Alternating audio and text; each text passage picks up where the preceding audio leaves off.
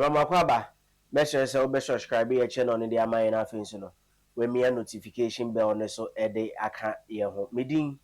educate akwasi ye boa. Na ensema hudo bi ene na miwem how pro NDC contractors almost sabotage this NPP government. Na obehwa enema hudo bebre wo ho no ma project ahudo bebre wo ho no ma ban we de ne nsa aka na so no onwie ye bi wo ho no ma nya aban no form so bi wo ho no ma nya sika na emaye sika ne bi akwa akoduru but because contractor no wo interest ewo or one personal interest intino onfa ne nsa enka adwuma no fully no de ne nsa ebata wa ho no oyeye and people keep wondering and people keep asking say identity ya MPP for the contract NDC for but obi so make us fine if or NDC ni na say or your contractor no be to me aye adwuma na we are Ghanaians after all into the Indian come so be any but these contractors now omo NDC for no will keep sabotaging MPP government whenever a contract is given to them and a hard on the part. Yet any day baby to say when she crab example when she constituency organizer the main NPP amayoko no aba to just say and they come ho no match say wambra regional minister beba no contractor no be ye no ho so ye dwuma bi later minister free ho no na wajai adwuma na e de ato ho no ment a hard pa because when you all no na MPP for sit na NDC for abeje so MPP for no bomb modern ya project ahodo atumi aboa na ebe yom betumi answer kan omu seat no back meche parliamentary seat no back but this project here omo ye bi ti so omo akwan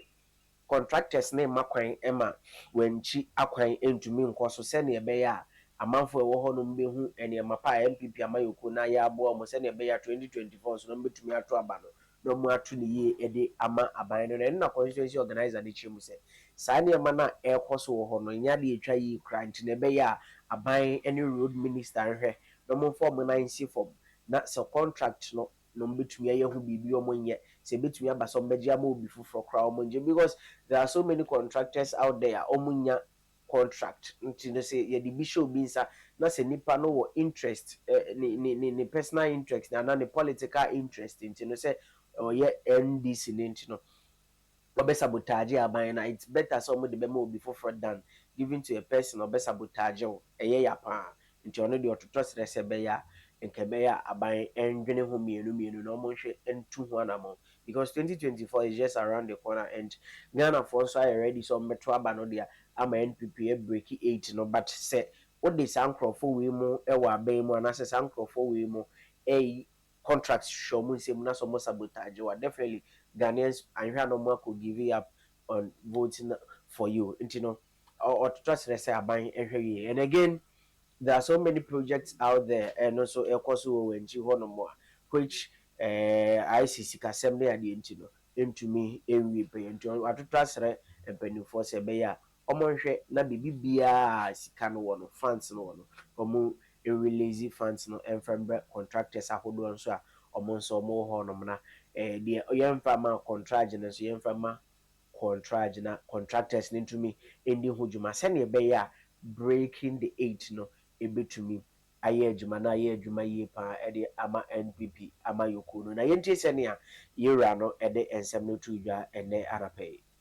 for tame ya aduma edo no ba ba GCT no mo fuma no mfa ne ho na munyina se akonyo unim abeti be ba ye mo nti kum ho no ye fa ya no mfa no ho da o ti ase enya de se de ya no be fa brante we ho o sa ko we kan we se dia wanchi dana na me se go se me se ndra ma me bi hia no Thursday market na wase ya se na chi honorable pacho gina me nchi obi a o ntu bi se abupura na da me soro ma me be file form so ho me wase ya friend o soro ma me en se soro ma me o so bo adwuma te se na bo abeta be o enti me nchi abuni soro ma me abuni ye to am na bo abeta me no na ye san ka wanchi asem kakra bi hwe oba wanchi township roads na abu ayade bi e kan ho bi na ye lusu wanchi seat ma me fa kwanya nchia the municipal chief executive Odimonyanfo Alexander Obodamoa na me nchia na okani ante na omi na me nchia na nanom atrankodwomo wanchi me chama Ali Ududu na friend Bojo and the constituency executives na Abu uni madia bi hwe wanchi me say yede honorable Abetiam Yobano ye hwe ya kwan so ho asem okoba bi aboada electoral area contractor yede wanchi akwan eye ensuamu ede man ye PMC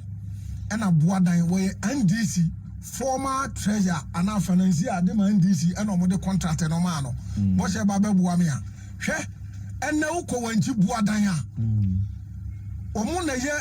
MPP yes MPP stronghold pa manafo no nyina ho no mugu papa isore no de wanchi edi agro oyedai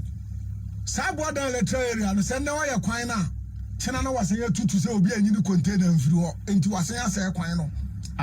regional minister Bama papa ise no bo enti we no tutu ye ade run about na wo ye ne na watutu na bu and this contractor na the kwanya manu PMC no sabotage this government wanchi municipality I swear heaven and earth PMC chese wo mu obi a okrom wo mu nananom e na omu aban ote so ni sikanti wo mu obi a okrom wo e na opesa MPP say lose nti e na MPP government so asa the contract na ma and this contractor seven kan dia kra en high ofi wanchi wa Besa wo dwi wanchifo ma ho a onya de we regional minister be mam ya oba na hene be papa ise no bo awoba na hene ko ya no tutu na na ba to no se mfo akwa enne hede wa wanchi yesre yewura mo akwata kombia so contract we de onji free papa nsem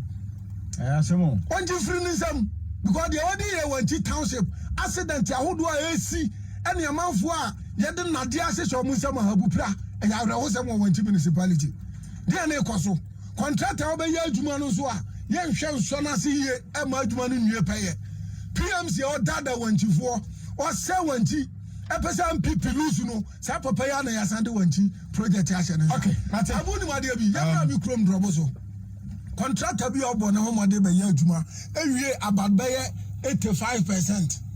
abu and the kwan na say na no contractor be fa ni machines bu nkotodwe nyina pa na chew o so wonye kwan no bio mana say opesika mesre yewura mo akwanta yesra MPP government as a constituency organizer assembly member me ginam de ma the new patriotic party coming 2024 pese GSC to back no mesre contractor na de me say wo ya adwuma pa the sika 70 and the papa say about be sesanim fidie de afris or from here which stretch roboso ekosi badu ekosi akrobi kanase what you say my name is say MPP stronghold busia seat na so mu ye say ya name is abu ye wie so a ye de kwaji votes na abre party no ade name ya no no so what you say ye de kwaji votes okay enti aya rahosem ati babi esika obi a mesre yewura mo akwata finance minister semensa da mensayam as a MPP constituency organizer say yenhwe na yempa bibi fama papa yi no mato akwan no so na nya votes a ewo agubie ene kanase nyina no yenya sa votes no ente sa ebe ha coming 2024 enti misra this year wo wanti so mu nyina mo meti dom drobosofo na yenko Emma contractor enya bibi kakra emma me complete kwan no okay ye me ka kire ma yes ebe bo apa bu ebe bo me se me da se pa na ya tena